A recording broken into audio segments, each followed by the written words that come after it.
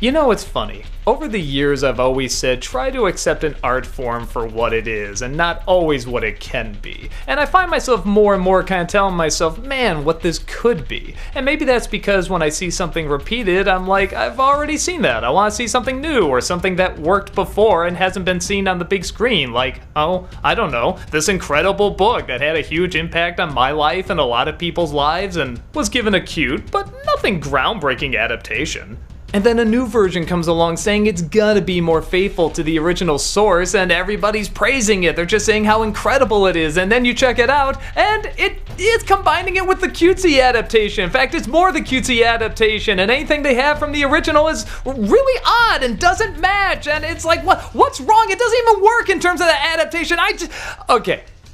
A lot of people like this movie. I don't really see it, but maybe that's not what I should be talking about here.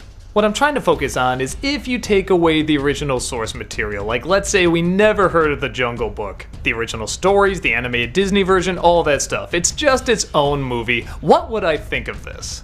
I suppose I would say it's passable. I think the only thing that would really leave an impact on me would be the technology, because when I saw this, I had no idea there were no shots outside. That really blew my mind.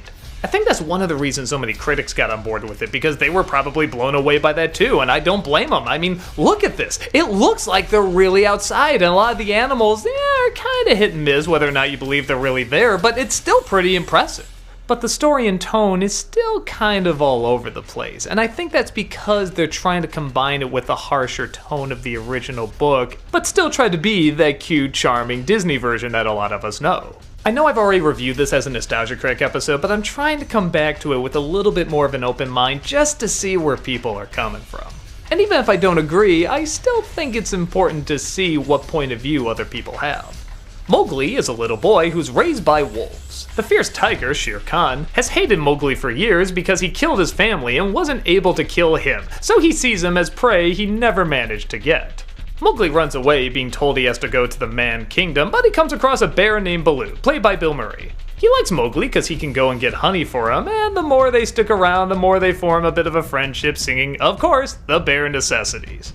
But not only is the panther Bagheera, played by Ben Kingsley, trying to hunt him down and take him to the Man Village, but we also have Shere Khan, who's holding his family hostage, I guess, and has a hit put out on him, and King Louie, the ruler of the monkeys, voiced surprisingly well by Christopher Walken, who wants to use him so he can figure out the secret of fire, or the red flower. At first, I thought Walken was probably gonna be the best thing in this movie, and not for the reasons you would think. When he comes out, he's legit intimidating. Like, he has this really serious voice, and he's kept in the shadows, and it's kinda like talking to this old gangster. It surprisingly really works. But you know, sing the stupid song, even though at no other point has this ever been established as a musical. I mean, Baloo's just singing, it's just a song he's singing. It's not like everybody stops and sings with him, it's just a song. Here, it's suddenly a musical, and we're near the end of the flick. But with that said, looking at it from a different point of view, I guess it is kind of funny. I mean, it's Christopher Walken singing, and it's weird, and it's awkward, and it's like, yeah, I can see how someone could kind of get a laugh out of this. Even the movie almost seems to be playing it up as a laugh, like, yeah, we're doing this, look,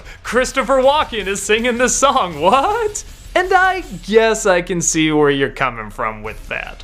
The climax comes down to Mowgli convincing all the animals to stand up against Shere Khan, even though, yeah, wasn't that the law of the jungle before? So, again, didn't they follow this? Okay, calm down, calm down. I guess from the viewpoint of someone who's only seen the animated Disney version and hasn't read the book or seen any of the other adaptations, would maybe look at this as a more adult version. I mean, look at that tiger. It's a creepy tiger. Look at some of this imagery. It's very intense. The boy, while I never saw as a great performance, is still doing a pretty good job considering he's just a little kid, he's acting along literally nothing, and he has to pretend he's in the jungle talking to his best friend, a bear, while this tiger that's not really there in this tree that's not really there is trying to get him. The ending I won't give away, but for me, it's kind of an insult. Not because it's not like the original book, though that does have a phenomenal ending, but because it's not like the animated one either. The animated one had this beautiful, almost haunting song with this girl going to this pond and just singing this kind of eerie lullaby that kind of draws Mowgli in, and he's realizing what he is and where he belongs, and it's kind of this beautiful, strange scene. It's almost hypnotic. But it's also cute and funny, and like the majority of the film, it's unbelievably charming. This one just ends on a whatever note. It's just kind of a nothing ending. Like everything that was important about the original book and the animated version just isn't important here. But like I said, if I never knew the book and all I knew was the original Disney version, I would probably see this as a heavier, darker version that, yeah, had some plot holes that didn't make sense, but I probably wouldn't be reading that deep into anyway, because my general consensus with the Jungle Book that I get from people is that they like it. Yeah, on to the next thing. You remember it, but it doesn't leave a huge impact or anything. So okay, wrapping up, looking at it from the mindset of someone who's only seen the animated one, I guess I can see how they would say, this is alright, it's fine. The technology is arguably a game changer, and it does, I guess, the bare minimum of what a Disney live-action remake of The Jungle Book would be, and as these remakes go, the bare minimum is not a bad bar to hit. It is harsher than the animated one, it is more intense, but it's hard for me to say it's darker, because darker implies there's a lot more weight to what's going on, and I just don't get that here. But especially when you get to the end, there's not as big an impact.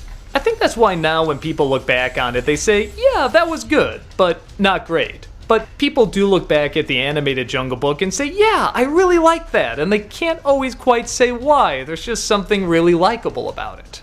So let's agree on that. Whether you like this new one or not, the original is a lot more likable.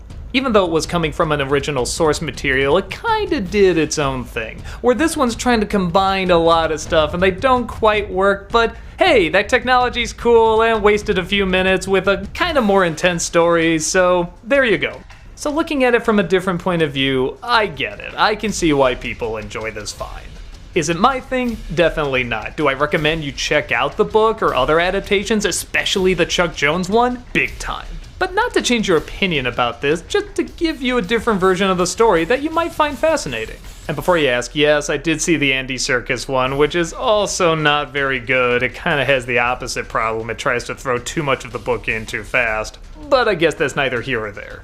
I guess what I'm trying to say is I'm coming from a place where I couldn't conceive how anyone could like this movie. And now I do understand it. I see it from a different point of view. So if you enjoy it, more power to you. For me, I'm gonna put on that Chuck Jones version again. To each their own, man.